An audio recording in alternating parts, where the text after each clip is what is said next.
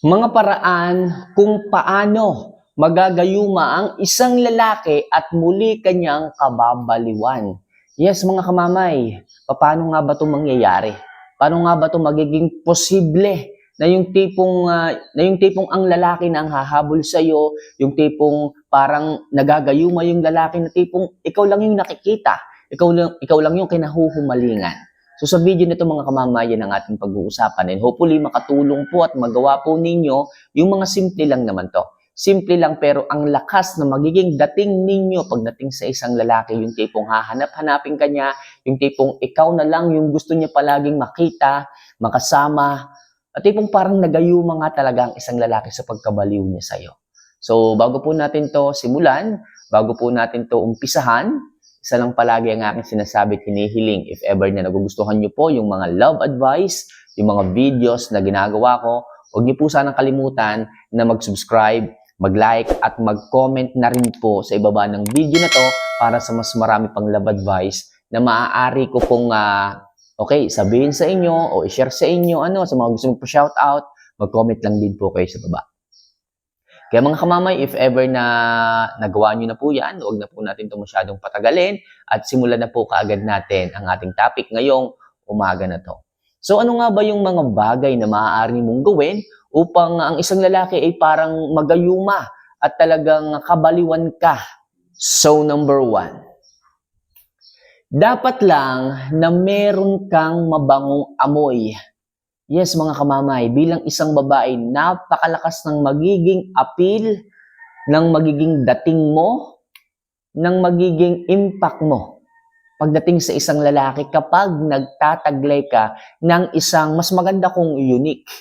Unique ang amoy mo na hindi mabaho sa ilong. Kasi minsan, yung pagiging unique, yung pagiging kaiba, yung pagiging kaiba mo sa amoy ng ibang mga babae, minsan ang sakit sa ilong. Okay, mas mabuti na katulad kanila, at least mabango. Kasi sabi ni kamamay, dapat daw kakaiba ako. Piliin ko yung iba kaso mabaho yung pili mo. Make sure mga kamamay ha, pumili kayo ng isang pabango na unique, na kayo lang o bibihira lang yung gumagamit, pero mabango. Yung tipong makaka-attract.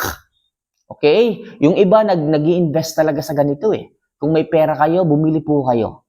Kung may pera po kayo, may budget kayo, mamuhunan na po kayo. Pero para naman doon sa mga walang budget, meron namang nabibili dyan mga kamamay na pabango na tipong mabango rin naman eh. Kahit nga yung Downy Antibac, mabango po yan.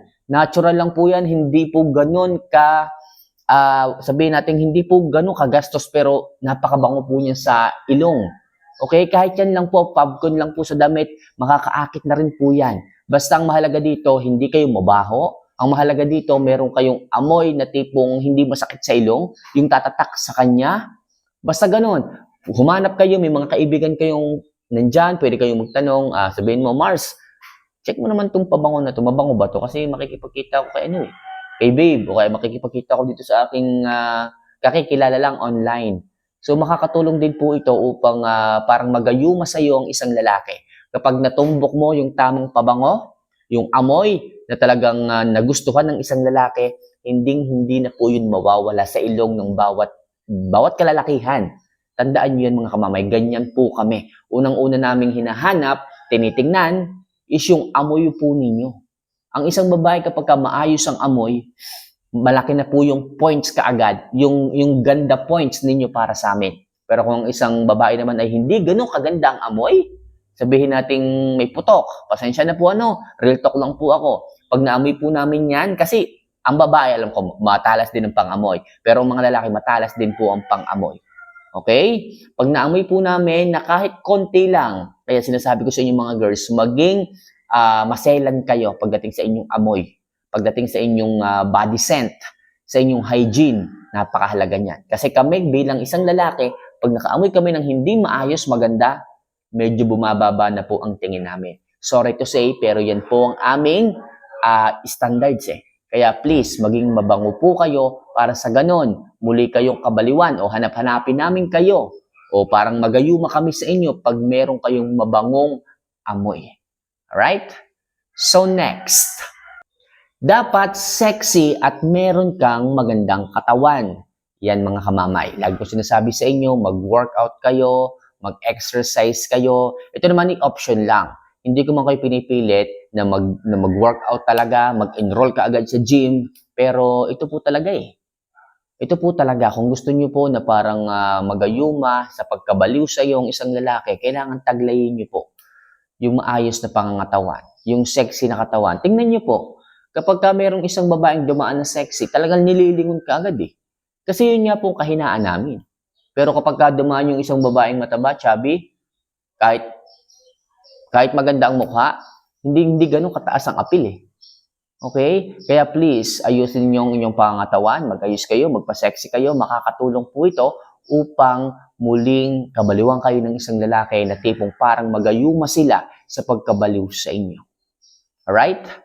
So next, maging maalaga at concern palagi.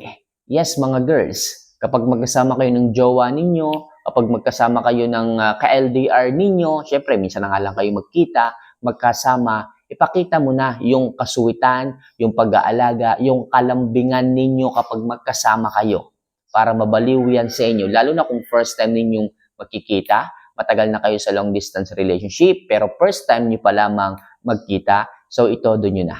Minsan lang kayo magkita, minsan lang kayo magsama, hindi po pwedeng hihiya-hiya. Para sa ganun ay kabaliwang ka, kaakitan ka, okay, na parang magayuma yung isang lalaki sa inyo, so wag na kayong mahiya. Pakita nyo na kung ano yung kasubitan na taglay ninyo, kung ano man yung alaga na po pwede nyo ipakita sa kanya, ipakita nyo na. Sa ganyang paraan, mga kamamay, talagang mahuhumaling, kababaliwang ka ng isang lalaki. Kaya please yung pag-aalaga, ipinapakita, hindi yan itinatago. Kailan pinapakita? Kung hindi ngayon, kailan pa, di ba? So, next. Maging kaakit-akit sa pananamit. Yes, bilang isang babae. Alam niyo po, yung ganda, yung impact, yung lakas ng appeal, nasa nagdadala din ng damit eh. Okay? Kailangan mga kamamay bilang isang babae, pag-aralan niyo po yung tinatawag na fashion. Pag-aralan niyo po yung tinatawag na kung paano magdala ng damit. Yung ganyan. Kasi po, kapag ikaw yung babaeng maayos manamit, kahit hindi ka ganun kagandahan, hindi ka ganun kaseksihan, napipik mo eh. Napipili mo kung alin yung mga damit na babagay sa'yo kahit mataba ka. Yung damit na babagay sa'yo kahit payat ka. May mga ganyan eh. Sabi nila, pag daw mataba ka, suotin mo yung mga darks. Medyo mamayat kang tingnan dyan, which is advantage po yun. Para mas maging attractive ka pagdating sa isang lalaki, para mas maging kaakit-akit ka pagdating sa isang lalaki, makakatulong po yun. Yung pananamit ninyo kung paano nyo dadalhin ang inyong sarili, makakatulong po mga kamamay upang maakit po ninyo, mabaliw sa inyo na parang ginayuma ang isang lalaki. Kaya magsuot ng maayos na kasuotan, yung kaakit-akit talaga. Alright? So next, dapat malinis ka sa iyong pangangatawan. Ito na nga yung sinasabi ko sa inyo mga kamamay. Hindi lang dapat kayo maganda, hindi lang dapat kayo maayos magsuot, kailangan malinis din po kayo. Gaya na sabi ko sa inyo kanina kamama, yung hygiene po ninyo. Pag hindi po kayo malinis, hindi po kayo naghihilod, pawisan kayo, nangingibago po yung amoy. Maamoy po ng isang lalaki yung mismong ikaw. Yung sarili mo, yung bad odor, o kung ano pa man. At kapag naamoy po yan, ekis na po yun. Okay, hindi mababaliw sa iyo yung isang lalaki kahit maganda ka, kahit sexy ka, kung may maaamoy naman sa iyo yung isang lalaki, ekis ka pa rin. Lagi niya sasabihin, maganda na sana eh. Okay na sana kaso ang lakas ng kilikili power eh. Sayang talaga, ayoko ekis. So sayang. Sayang, sana ay nakilala mo ng ayos yung lalaki dahil lamang sa hygiene mo, hindi ka malinis sa katawan, na turn off sa'yo, kaya ka iniwanan. Okay? So, para po manumbalik yung kabaliwan o yung parang ginayuma mo ang isang lalaki, kailangan panatilihin mo yung linis mo sa pangangatawan, sa pananamit, sa hygiene, yung amoy, lahat na ibalik mo kamamay. Right? And last, maging madiskarte ka at dapat masipag sa buhay. Yes, bilang isang babae, tatandaan nyo, hindi lang sapat na mabango, sexy, maganda, ma-appeal, kailangan may pera ka din. Kailangan madiskarte ka din sa buhay. Hindi po pwedeng palamunin ka lang. Hindi po pwedeng batugan. Hindi po pwede yung puro ganda lang. Kasi kung ganyan, may iwanan ka pa rin. Kasi kung ganyan, hindi ka pa rin makikitang wife material ng isang lalaki. Kasi ang mangyayari dyan, palaasa ka eh. Ang mangyayari dyan, pabigat ka lang eh. Kaya please, maging madiskarte, maging, maging wais din sa buhay para kumpleto recados ka na, para muling mabaliw, kaakitan at magayuma mo ang isang lalaki. So, yun lang muna sa ngayon mga kamamayang ilang mga bagay na dapat nyo pong gawin upang mahumaling, maakit muli sa iyo ang isang lalaki at parang magayuma sa sobrang pagkabaliw. So for more video and love advice na kagaya nito mga kamamay, huwag niyo po sanang kalimutan na mag-subscribe, mag-like, at mag-comment na rin po sa ibaba. Sana po makatulong and see you for our next vlog. Mahal ko po kayo. Paalam.